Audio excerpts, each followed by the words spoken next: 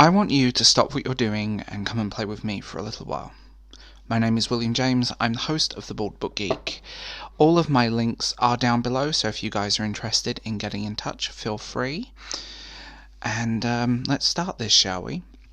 I do videos every Monday and Friday, and welcome, like, subscribe, and share for more. Where do we start with this? There is a lot to unpack in this tweet that's on the screen.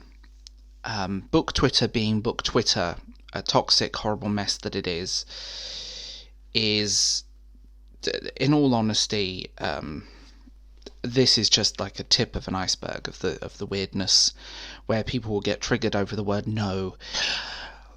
So I will say I'm not actually a particular fan of either of the people involved in this, but not for personal reasons. I don't know them from Adam. It's just not my type of. I'm just not interested. But I'm actually siding here with the original poster, How I Read Paperbacks. This person basically tweeted and went, "Do what you want with your books, but defacing and lowering the value of a luxury item is not funny or cool or edgy. By the way, you use, just to correct your grammar, it should be funny, cool or edgy. Should be a little thingy there, not a or."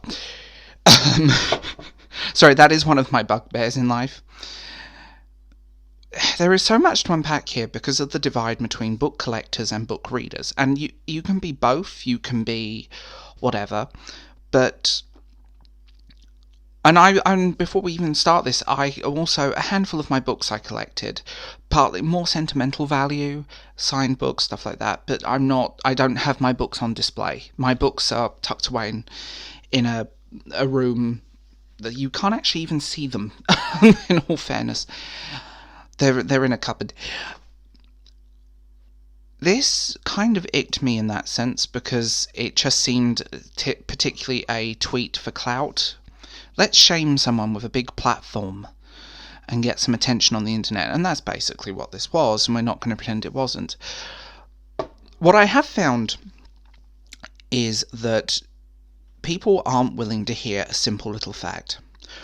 95% of the books, probably even most of the books the general public own, are worthless.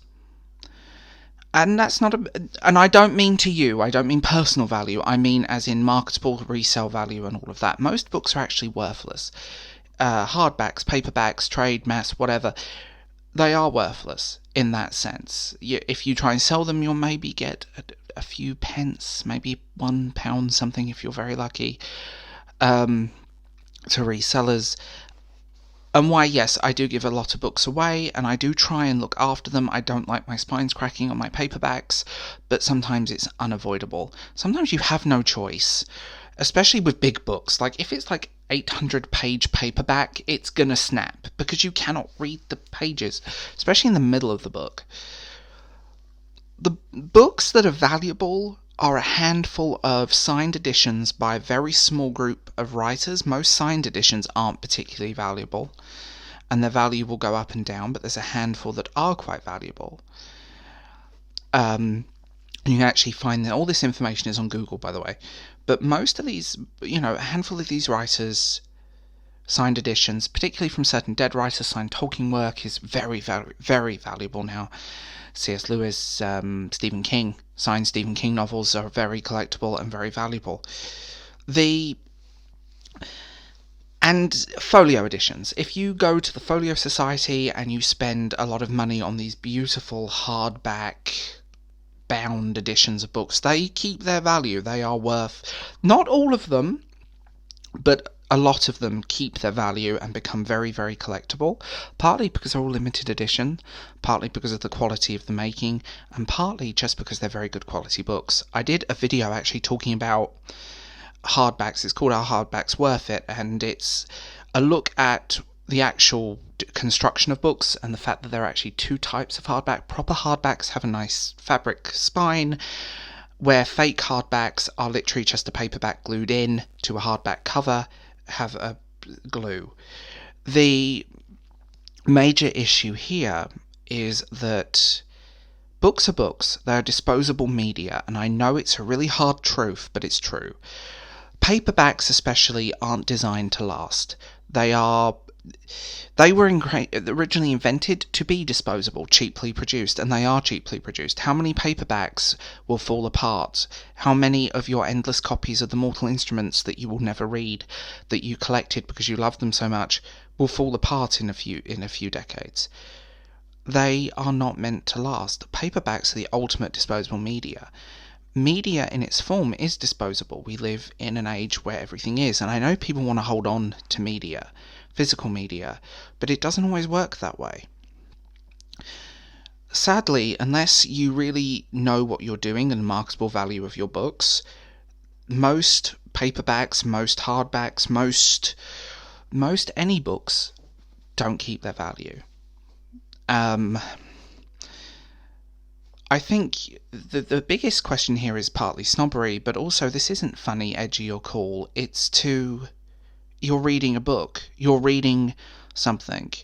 You aren't defacing or lowering the value of a luxury item. A book is not a luxury item. A book is a book. It's literally the pulp of dead trees.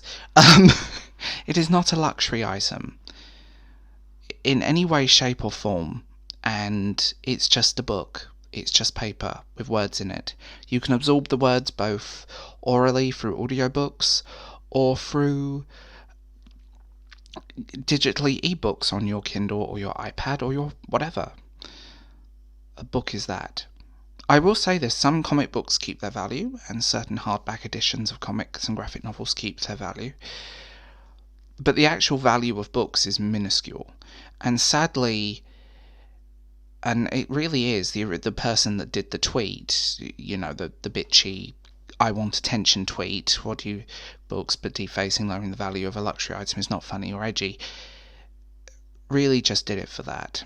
They did it to attack someone who I'm not a big fan of by any means. I don't particularly like their content. I'm not interested in them as a person. But just to get clout, just to send probably a Twitter mob after people.